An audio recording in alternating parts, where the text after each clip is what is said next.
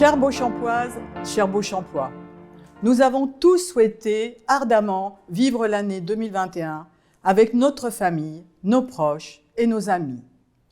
Pour 2022, cette envie de retrouver une vie sociale, une vie active, une vie culturelle sera un gage d'optimisme pour avancer vers un avenir confiant, notamment grâce à la vaccination du plus grand nombre. 2022 marquera la célébration du centenaire de la création de notre commune. C'est le 30 mars 1922 que le président de la République, Alexandre Millerand, promulgua la loi créant Beauchamp à partir des quartiers voisins de Taverny, Pierrelaye et Montigny-les-Cormeilles. 20 années de négociations furent nécessaires pour donner naissance à notre commune. Entre 1922 et 2022, un pont représentant un siècle chargé d'histoire, jonché de fractures indélébiles engendrées par les hommes, allant de l'horreur à l'allégresse, a fait de nous ce que nous sommes aujourd'hui. Je veux ici citer Henri Bergson, philosophe connu pour ses essais sur sa conception de la conscience et de la mémoire. La conscience est un trait d'union entre ce qui a été et ce qui sera, un pont jeté entre le passé et l'avenir. Tout au long de l'année, nous allons vous proposer des événements commémorant cet anniversaire. Ce sera notre fil rouge.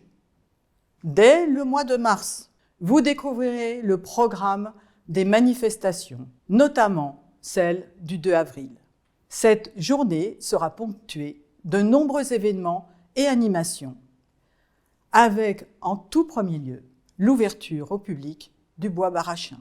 À ce titre, je remercie ici notre communauté d'agglomération pour l'aménagement de ce bois et particulièrement son président, Yannick Boedek. Nous vous espérons nombreux à tous ces moments de partage. Dès à présent, je veux remercier tous ceux qui vont œuvrer à la réussite de la célébration de ce centenaire. Mon équipe, le personnel communal, les associations et les acteurs économiques. Cette année encore, ce format vidéo m'amène à être plus concise dans mes propos. Cependant, je souhaite vous évoquer plusieurs sujets. Les finances, l'agenda 2030, la solidarité. Les finances sont un sujet éminemment important pour concrétiser nos projets. Depuis plusieurs années, nous menons une politique rigoureuse, ce qui nous permet aujourd'hui de poursuivre notre désendettement, qui est à ce jour de 28 millions d'euros, et de conserver notre capacité d'autofinancement grâce à notre saine gestion.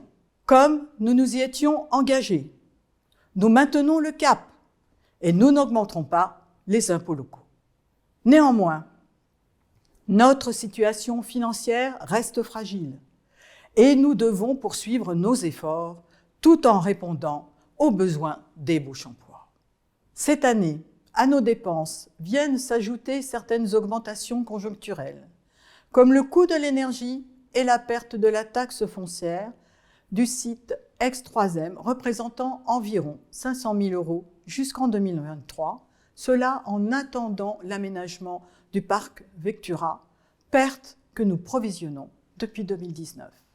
Pour autant, notre plan pluriannuel d'investissement reste ambitieux, que cela soit au niveau de la construction de nouveaux équipements, écoles, maisons des associations ou de la réhabilitation de nos bâtiments très énergivores, tels que la mairie ou le centre omnisport.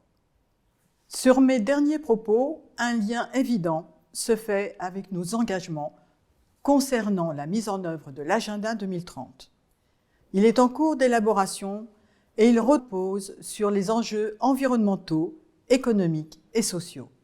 Parmi ces enjeux, l'équipe municipale a priorisé la réhabilitation et la rénovation énergétique des bâtiments communaux dont certains ont souffert du peu d'entretien durant les années passées. Mon équipe et moi-même, nous inscrivons dans une écologie responsable et durable et démontrons ainsi notre volonté de baisser l'empreinte énergétique de notre patrimoine. Enfin, sur le projet de la solidarité, je voulais saluer l'engagement des professionnels de santé auprès de la population et particulièrement Florence Thirion-Hamache, beauchampoise, médecin généraliste et responsable du centre de vaccination de Taverny, et Blandine Gérard, pharmacienne à la pharmacie des Marronniers, qui depuis le début de la pandémie ont œuvré sans cesse pour aider et accompagner notamment les personnes âgées et fragilisées. Je tiens à les saluer pour leur action qui va au-delà de leur mission. Par la mise en place d'actions concrètes, nous avons à cœur de protéger les personnes les plus fragiles. Être au plus près de leurs besoins pour lutter contre leur isolement fait indubitablement partie de notre devoir. Notre volonté est de permettre à chaque Beauchampois de bien vivre à Beauchamp et de s'y épanouir.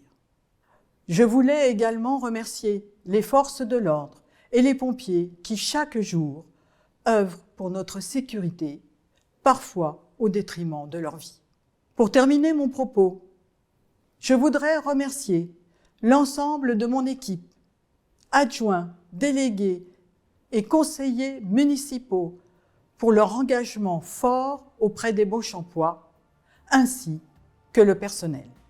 Avec mon équipe, vous pouvez compter sur notre ambition pour embellir notre ville et la rendre attractive.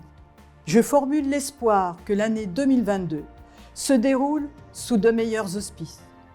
Prenez soin de vous et de vos proches. Avec mon équipe, nous vous souhaitons une très bonne année 2022.